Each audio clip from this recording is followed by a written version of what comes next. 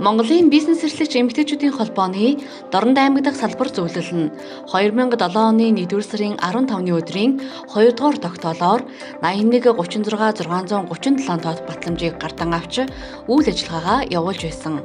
Улмаар 2017 оны 2 дугаар сарын 4-ний өдөр шинжлэгдэн зохион байгуулагдаж тамга тэмдэг бүтэц орон тоогоо шинжилэн идэвхтэй үйл ажиллагаа явуулан ажиллаж байна. Шинжлэгдэн зохион байгуулагдсанаас хойш салбар зөвлөлийн 9 тэргүүлэгч, Дорнод салбар зөвлөлийн дэргэдэх залуу бизнес эрхлэгч эмэгтэйчүүдийн зөвлөлөө 9 тэргүүлэгч, 1 менежер, 300 орчим бүртгэлтэй гишүүнтэй болоод байна. Мөн бизнес эрхлэгч эмэгтэйчүүдийн дунд дараах ажлуудыг уламжлал болгон ажиллаж байна. Үүнд жил бүрийн цагаан сарын өмнө нутагтаа үйлдвэрлэл үүсгэлэн худалдаа, жил бүрийн 3 дугаар сарын 3-нд буюу эмэгтэйчүүдийн эрхийг хамгаалах өдрийг өгтөн спортын арга хэмжээ, шинэ жилийн баярын цэнгүүн, оны шилтгүүдийг шалгаруулж холбооны шагналыг гартуулж ирлээ. Монголын бизнес эрхлэгч эмэгтэйчүүдийн холбооны Дорнод дахь салбар зөвлөлийн тэргүүнээр ТОВ хувьцаат компанийг үүсгэн байгуулагч Оюун Туяа ажиллаж байна. Монголын бизнес эрхлэгч эмэгтэйчүүдийн холбооны Дорнод дахь салбар зөвлөлийн тэргүүлэгч гишүүдээр Олхон хувьцаат компани гүйцэтгэх захирал Мөнх цэцэг, Мандах тулга компани захирал Энх цэцэг, Цэндүн компани гүйцэтгэх захирал Дугурмаа, Модон шөнийн компани захирал Оюун Эрдэнэ, Алтан морь чатар компани захирал Хавгжав, Ном тундраг өдрөмжүүлэх төвийн захирал Ундармаа, Талын зууч банк бус санхүүгийн байгууллага, Талын асгах зөргөө хувьцаат компани үүсгэн байгуулагч Амар Туяа, Дорны өгөөмөр компани захирал Мөнх цэцэг нар ажиллаж байна. 2018 оны 1 сарын 21-ний өдөр оны анхны хурлаар гишүүнчлэлийн журам болон 2018 оны ажлын төлөвлөгөө хэлэлцэн баталлаа.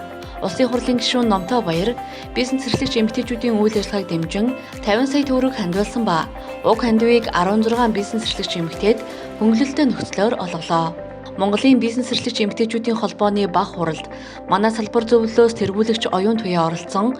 Монголын бизнес эрхлэгч эмэгтэйчүүдийн холбооны баг хурлын гишүүн, удирдах зөвлөлийн гишүүнээр сонгогдсон. Одоо хүртэл идэвхтэй ажиллаж байна. Бизнес эрхлэгч эмэгтэйчүүдийн дунд спортлог бүсгүйчүүд гар бөмбөгийн тэмцээнийг зохион байгууллаа. Уг тэмцээнд нийт 10 багийн 80 орчим эмэгтэйчүүд оролцож, цаашлаад уг тэмцээнийг жил бүр зохион явуулахаар шийдвэрлэв. Монголын бизнес эрхлэгч эмэгтэйчүүдийн холбооноос уламжлал болгон зохион явагддаг Мянган ээжийн баяр 2018 үйл ажиллагаанд манай аймгаас Энх Туяа, Нэргүй нар оролцсон. Монголын сайхан ээж, Монголын ачид ээж хүндэт өргөмжлөлөөр шагнагдлаа. 2018 оны 4-р сарын 25-ны өдөр төрийн ордонд зохиогдсон худалдаа үйлчилгээний салбарт бизнес эрхлэгч эмэгтэйчүүд чуулга уулзалтанд 33 эмэгтэй төлөөлөн оролцлоо. Манай салбар зөвлөл нь 2018 оны 8 дугаар сараас 10 дугаар сарыг дуустал Дорнодынхоо хөгжил соёлд эмэгтэйчүүдийн оролцоог нэмэгдүүлэх зорилгоор манай хот бидний гудамж ураатай нэгдэж хотынхоо төв цэг 7 дугаар багийн нутаг дэвсгэр болох Төв номын сангаас Чадангуй цогцлбор хүртэлх авто замын зүүн талд нийтдээ 263 м урт замд 1.2 м эко автан ногоон байгууламж, 2 м явган хүний зам, 1.5 м дугуйн зам, нийт 4.7 м өргөн зам бүтээн байгуулах ажлыг санаачлан хийсэн юм. Уг ажилд манай салбар зөвлөлийн тэргүүлэгчид гишүүд, бизнес эрхлэгчид, иргэд аж ахуй нэгж хамт олон гээд нийт 80 орчим хандивлагчид оролцсон юм. 2021 онд бизнес эрхлэгч эмэгтэйчүүдийн холбоо болон хөдөлмөр халамжийн үйлчилгээний газартай хамтран эмэгтэйчүүдийн хөдөлмөр эрхлэлтийг дэмжих жил арга хэмжээг зохион байгууллаа. 2021 онд COVID-19 цар тахлын хүнд үед хөдөлмөр халамжийн үйлчилгээний газар нийгмийн даатгал, татврын хилтэс, банкнуудын салбаруудад албан бичиг хургуулж, бизнес эрхлэгч эмэгтэйчүүддээ сургалт явуулж, мэдээлэлээр ханган хамтран ажиллалаа. Бизнес эрхлэгч эмэгтэйчүүдийн холбооны дэргэдэх залуу бизнес эрхлэгчдийн зөвлөлөөс олон улсын эмэгтэйчүүдийн эрхийг хамгаалах өдөр 2021 арга хэмжээг зохион байгуулж, бизнес эрхлэгч эмэгтэйчүүдэд шагнаж урамшууллаа. 2022 онд Дорнодын хүүхдүүд дэлхийн тайснаа тоглолтыг үүлэн балет бүжгийн клубтэй хамтран зохион байгуулсан юм.